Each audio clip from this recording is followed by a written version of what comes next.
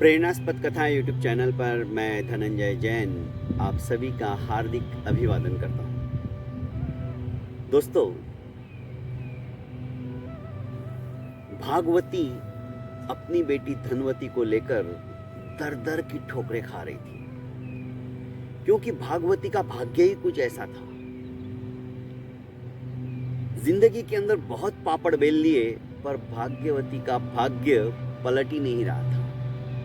आखिर एक गांव से दूसरे गांव भीख मांगकर, किसी से आटा, किसी से दाल, किसी से मूंग, किसी से चावल, इस तरह से वो खाना पकाती और अपना बेटी का पेट भरती। बेटी सयानी हो चुकी थी, जवान हो चुकी थी, पर धनवती नाम होते हुए भी धन का अत्यंत अभाव था। धन को उन्होंने देखा ही नहीं था। रात को एक शहर के अंदर वे पहुंचे, नगर के अंदर वे पहुंचे, तो एक पेड़ के नीचे जो चबूतरा बना हुआ था, सोचा कि आज की रात यहीं पे गुजार लेंगे और सवेरे भिक्षाटन करके अपने जीवन को यापन करने की प्रक्रिया शुरू कर देंगे, जो कि रोज करते थे। उसी पेड़ के नीचे एक सिपाही ने नामी चोर को पकड़ के रखा था और जंजीरों से जकड़ के रखा था। उसके हाथ पैर सब बांध दिए थे। भागवती और धनवती दोनों वहां पे पहुंचे। प्यास लग रही थी। भागवती के झोले में एक लोटा था। भागवती ने कहा कि भाई साहब, यहां कहीं पानी मिलेगा क्या? सिपाही ने कहा कि सामने ही चली जाओ, एक मटका भरा पड़ा है, उसमें से पानी पी लो। भागवती जब पानी लेने को जाने लगी तो जो चोर जंजीरों के अंदर जकड़ा हुआ था, उसने कहा कि माई, थोड़ा पानी मुझे भी पिला देना। जब भागवती ने उसे देखा तो सिपाही से पूछा कि इसे जंजीरों में क्यों जकड़ के रखा है? सिपाही ने कहा, ये बहुत बड़ा नामी चोर है और इसे कल फांसी की सजा दे दी जाएगी। भागवती गई, पानी पिया, अपनी बेटी के लिए भी पानी लेके आई और जो बचा हुआ पानी था, धनवती से ही उसने कहा कि जा उसे भी पिला दे।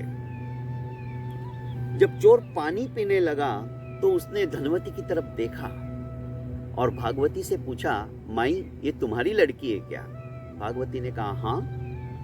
क्या इसका विवाह हो चुका है? नहीं। तो एक काम करो, इसका विवाह आज मेरे से करवा दो। भागवती को बड़ा गुस्सा आया। क्या ऐसा भी मेरा भाग्य है जो कल तुझे फांसी की सजा मिलने वाली है और तू मेरी बेटी का हाथ मांग रहा है? तू होश में है या नहीं? सिपाही की तरफ देखने लगी तो सिपाही ने भी उसे डांटा कि तू कैसे सपने देख रहा है भाई? अरे कल तुझे फांसी दे दी जाएगी और तू आज अभी 2 मिनट पहले आई, जिसके साथ में कोई जान नहीं पहचान नहीं, और तू उसकी लड़की का हाथ मांग रहा है? तुझे शर्म नहीं आती क्या? ये हंसने लगा कि मैं क्या बताऊं तुम्हें, मेरी भी क्या जिंदगी, कि आज तक मैंने पाप ही पाप किया।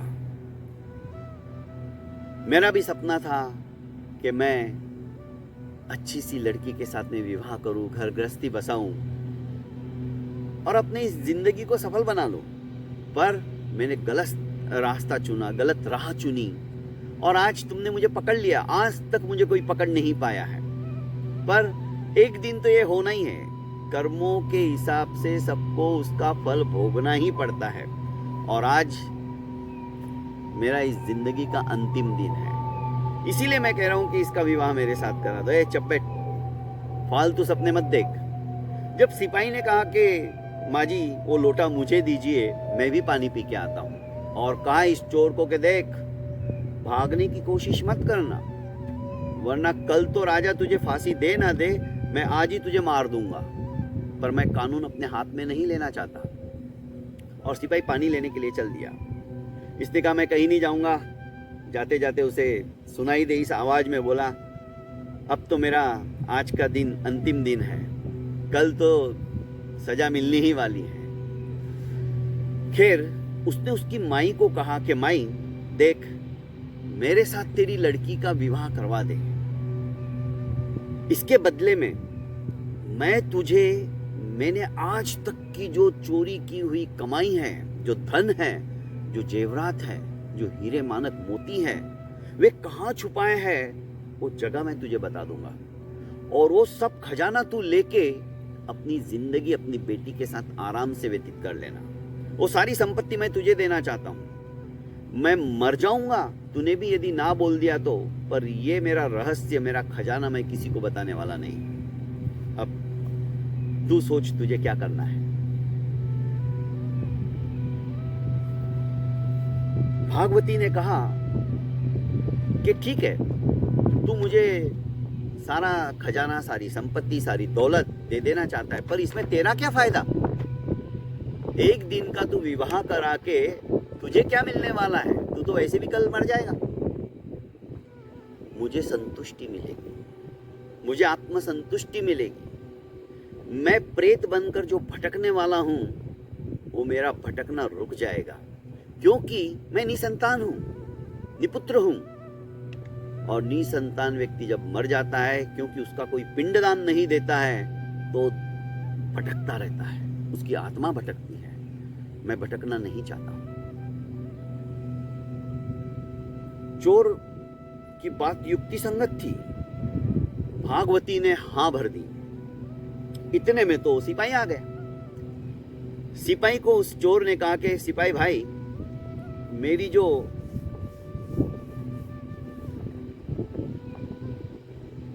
धोती के पास बंधी हुई जो 2 स्वर्ण मुद्राएं हैं उन्हें निकालो। करबंद के अंदर मैंने बांध रखी है, जैसे करबंद, बाजूबंद, वैसे यहाँ पे उसने कमरबंद के अंदर 2 सोने की मुद्राएं छुपा के रखी थी। तुम भी ना, भला 2 सोने की मुद्रा तुम्हारे पास क्यों होगी? उसने खोला कमरबंद के उस बाजू को, तो उसमें से 2 सोने की मुद्राएं निकली। क्या तुम मुझे देने वाले हो? सिपाही ने कहा नहीं, तुम आगे की गली में चले जाओ, वहां पे ब्राह्मण देवता का घर है, उन ब्राह्मण देवता को बुला लाओ और ये पैसा उन्हीं को देना है, वे मेरा विवाह करा देंगे। अरे फिर तुम वैसी बात करते हो कि सिपाही जी समझा करो। और सिपाही को उसने कन्विंस किया। सिपाही ने भी कहा चलो, मैंने भी आज तक ऐसे चोरों को पकड़कर फांसी के फंदे पे लटकाया है, तो कुछ जाते जाते इसकी अंतिम इच्छा ही पूरी कर दूं। और इसने कहा भी चोर ने कि हर मरने वाले की इच्छा पूरी की जाती है, तो मेरी भी कर दो। और इसने कहा कि ठीक है। वो ब्राह्मण देवता को बुला लाया। रात को इनकी विधिवत फेरे लेकर विवाह हो गया। इसने और कन्विंस किया। सिपाही भी इसके बातों में आया और विवाह के पश्चात उनको एकांत स्थान में छोड़ दिया। दूसरे दिन तो फांसी देनी थी। प्रातः काल उठते इसने वापस उस चोर को बुलाया कि आजा भाई, मैंने बहुत उपकार कर दिया तेरे को, अब चल तू मेरे साथ। चोर तैयार था और वो वापस जंजीरों के अंदर बांध दिया गया और राजा के सामने हाजिर कर दिया गया और उसको फांसी की सजा ही मिली और फांसी दे दी गई। इधर ये बहुत रोई। इसने अपनी चूड़ियों को तोड़ डाला, मांग का सिंदूर मिटा डाला। 2-3 दिन विलाप में गए। फिर भागवती और धनवती उसी स्थान पर गए, उसी देवी के मंदिर में गए जहां पर इसने अपना धन गाड़ के रखा था। इसने याद करके कहा कि उसने कहा था कि देवी के मूर्ति के बिल्कुल सामने की जगह पर खड्डा खोदना, वहां पे ही मैंने धन गाड़ा है, जो कि बराबर 20 फुट की दूरी पर है। भागवती ने सचमुच में वहां गाड़ा हुआ धन देखा तो आश्चर्यचकित हो गई। इतना सारा धन उसने जिंदगी में सोचा भी नहीं था कि मैं इतनी धनाढ्य बन जाऊंगी। बस अब क्या था, उसने बहुत बड़ा मकान वहां पर ले लिया। नौकर चाकर उसके पास हो गए। तो एक ने कहा कि तुम्हारे पास इतना सब कुछ वैभव है, तुम बाहर गांव से आई हो, बाहर शहर से आई हो, यहाँ पर अपना तुमने इतना सब कुछ इतना जल्दी बना लिया, तो तुम्हारी इस बेटी का विवाह भी करा दो। हाँ, मैं लड़का ही ढूंढ रही हूं। अचानक अपने घर के सामने से 2-3 चक्कर मारते हुए उस नवयुवक को उसने देखा, भागवती ने, तो उसे बुलाया कि भाई क्या बात है? कि नहीं, मैं देख रहा हूं तुम्हारा इतना विशाल मकान है, इतने नौकर चाकर है, तुम कितने अमीर हो। अच्छा, क्या तुम्हें भी ऐसा घर चाहिए? उसने कहा मेरे कहाँ भाग्य, मैं तो बहुत गरीब हूं। तो देखो ये मेरी बेटी है। उसने धनवती को आवाज दी। धनवती आई तो उस धनवती के रूप सौंदर्य को देखता ही रह गया। उसने कहा भागवती ने कि मेरी इकलौती बेटी है, क्या तुम इसके साथ विवाह करना चाहोगे? पर मैं तुम्हें विवाह के पश्चात जाने नहीं दूंगी, तुम्हें यहीं पे रहना पड़ेगा। लड़के ने कहा अच्छा, घर जवाई बनकर। खुश हो गया, विवाह कर लिया उस लड़की से। पर दूसरे ही दिन भावावेश में आकर जब इसने रात को बता दिया कि हमारे पास कितनी संपत्ति है, और उसने सारी संपत्ति का ठिकाना बता दिया कहां छुपा के रखी है, इस चोर ने रात को उठा, जैसे ही ये माँ बेटी दोनों सोई हुई थी, इनके भी शरीर के ऊपर जो गहने थे वो भी निकाल लिए, और साथ साथ जो खजाना इनको मिला था वो भी लेकर रातों रात चंपत हो गया। सवेरे उठकर जब भागवती ने देखा कि यहाँ तो सब कुछ लुट गया, उसने उठाया इसे, धनवती को, तो धनवती भी हड़बड़ा कर उठी और देखा तो यहाँ तो कुछ भी नहीं। जो दूसरा पति था वो भी चला गया। अपना सर पीट लिया उसने कि मेरा भाग्य ही क्या है, पति सुख मेरे इसमें है ही नहीं। और दोस्तों, जब भागवती ने देखा कि बेटी अब विचलित सी हो गई है, वो उस सदमे को सहन नहीं कर पाई। उसको हार्ट अटैक आया और उसने दम तोड़ दिया।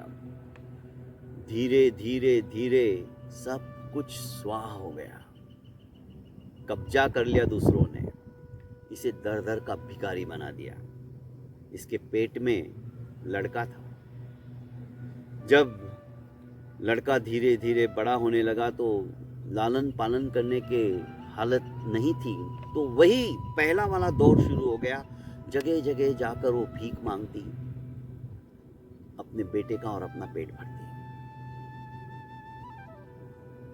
करीब 17-18 साल का जब ये हो गया लड़का, ये भी भीख मांगने लग गया था, तो अचानक एक दिन एक पेड़ के नीचे एक राजकुमार को, उस नगर के राजकुमार को एक अजगर ने अपने शिकंजे के अंदर जकड़ लिया था।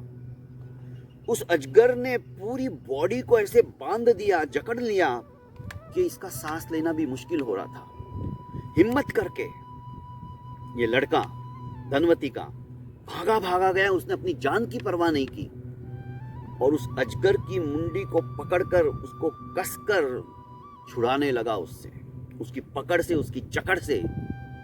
राजा इस बीच आ गया था, राजा के सैनिक भी आ गए थे, और जब देखा कि राजकुमार की हालत क्या हो रही, पर ये बहादुर लड़का उसे उसके शिकंजे से छुड़वा रहा है।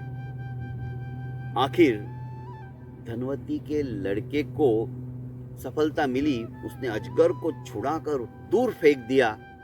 पर कुछ समय के पश्चात राजकुमार को नहीं बचा पाया था, इसलिए मर गया वो। राजा आया और उसने कहा कि मेरा ये इकलौता बेटा था, पर बेटे तुम कौन हो? उसने कहा हम तो ऐसे ही गरीब है, याचक है, याचना कर कर के अपना जीवन व्यतीत करते। उसकी माँ ने, धनवती ने कहा कभी हम भी अमीर हुआ करते थे, पर इसके पिता अचानक चले गए हमें छोड़कर, तब से हम ऐसे ही घूम रहे हैं। उसने कहा कोई बात नहीं, अब इस लड़के को मैं गोद लूंगा, ये मेरा बेटा रहेगा आज से। और राजा ने इस धनवती के लड़के को गोद ले लिया। धीरे धीरे राजा उसको समस्त विद्याओं के अंदर पारंगत करने लगा। अभी राजकुमार बन गया, शस्त्र अस्त्र चलाना बखूबी से सीखने लगा। समस्त विद्याओं के अंदर ये जब पारंगत हो गया तो राजा ने एक दिन उसे बुलाया और कहा कि मेरा भी अंतिम समय अब नजदीक आ रहा है। जैसे तुमने मेरे बेटे की जान, अपनी जान की बाजी लगाकर बचाने की कोशिश की थी, वो तो हमारा नसीब कि तुम बचा नहीं पाए और उसकी आयु लिखी हुई थी, उसको मरना पड़ा। पर उसी तरह से मेरे इस राज्य को मेरे बाद में तुम्हें संभालना है। तुम अपनी जान की बाजी लगाकर इस राज्य की रखवाली करना, इस राज्य की रक्षा करना, इस राज्य की प्रजा को कोई दुख मत आने देना। इतना कहते कहते ही राजा स्वर्गवासी हो गए। पिताजी पिताजी चिल्लाने लगा है लड़का, आपको कुछ नहीं होगा, राजवैद्य को फटाफट बुलाओ। पर राजा तो जा चुके थे अपनी यह लीला को समाप्त करके। दाह संस्कार हुआ। धनवती ने कहा कि बेटा अब तुम्हें पिंडदान देना होगा। ब्राह्मण को बुलाया गया। ब्राह्मण ने विधिवत समस्त पूजा की, पिंडदान उसके हाथ में दिया और नदी के अंदर जब पिंडदान देने के लिए समुद्यत हुआ लड़का, तो नदी में से 3 हाथ ऊपर आए।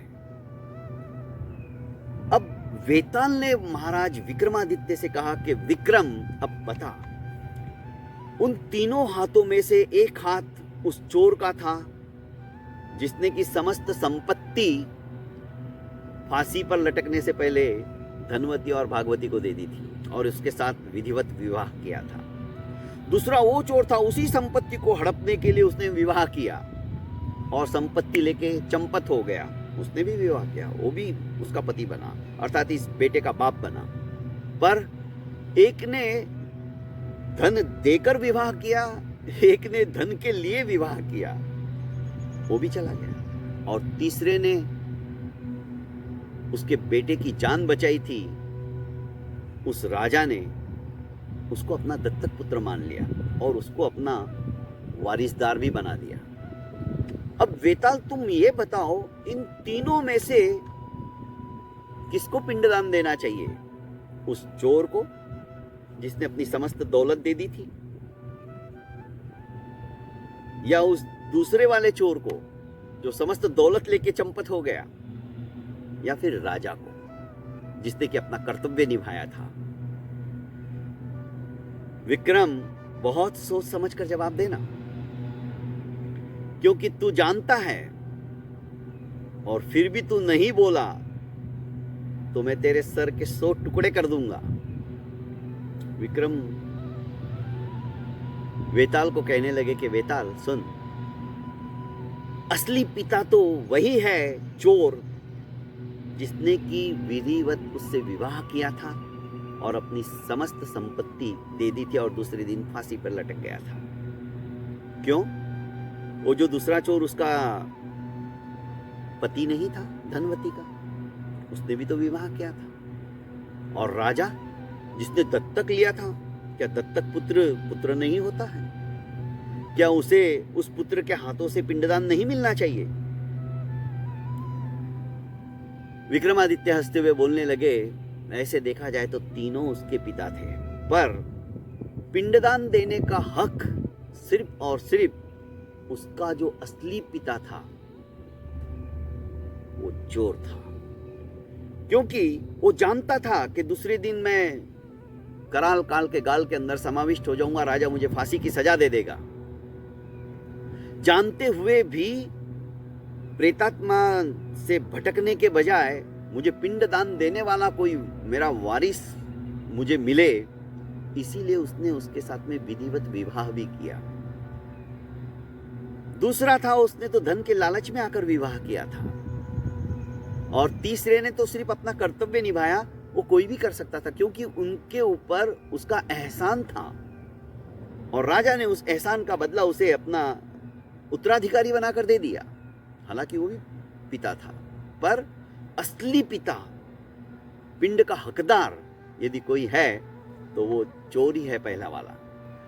वाह विक्रम वाह, सचमुच में तेरा न्याय युक्ति संगत भी है और विवेकपूर्ण भी है। ऐसा ही हुआ। उसने उसी हाथ के अंदर, मां ने इशारा किया बीच वाले हाथ में जो 3 हाथ थे पिंडदान लेने के लिए, उसने उसके ऊपर वो पिंडदान रख दिया। बहुत बहुत धन्यवाद दोस्तों। प्रेरणास्पद कथा यूट्यूब चैनल को आपने अभी तक लाइक एवं सब्सक्राइब नहीं किया है तो कर लीजिए और ज़्यादा से ज़्यादा इसे शेयर कीजिए, क्योंकि दोस्तों यहाँ पे मिनट मिनट में प्लेन आते हैं जाते हैं, तो वो आवाज़ भी आपको थोड़े दिनों के लिए बर्दाश्त करनी पड़ेगी, जब तक कि मैं न्यूयॉर्क में हूँ। फिर से अपने स्टूडियो की रिकॉर्डिंग कहानी भेजूँगा, जब तक तो माफ़ कीजिएगा। और दोस्तों, ज़्यादा से ज़्यादा मेरी कहानियाँ सचमुच में अच्छी लगती है, प्रेरणास्पद है, कुछ सीखने लायक है, तो आप इसे अपनों को फॉरवर्ड कीजिए। बहुत बहुत धन्यवाद।